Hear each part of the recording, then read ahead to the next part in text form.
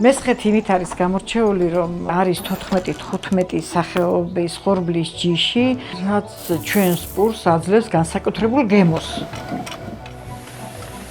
თურმე შეშით ხურდება, თუ არ იქნება კარგი განხორებული, კარგი პური არ გამოცხება და არც ინახება ის გამოუცხობი და დაუშუშავი პური.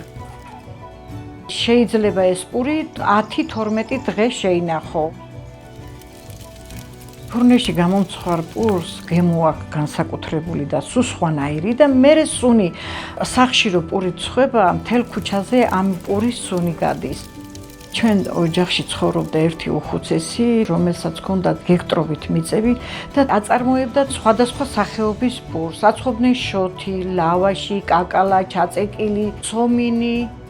ყველა ოჯახში იყო ფურნე და ეს იყო ტრადიცია. დღესდღეობით არავის აღარ უნდა, რა ვიცი, რატო არ ანთობენ ოღონ არ ვიცი, მაგრამ ჩემ ოჯახში ფურნე არ ჩაგვიქრია და არც ჩავაქრობთ. მე ტრადიციას არც ვაპირებ დარღვევას, სანამ ცოცხალი ვიქნები.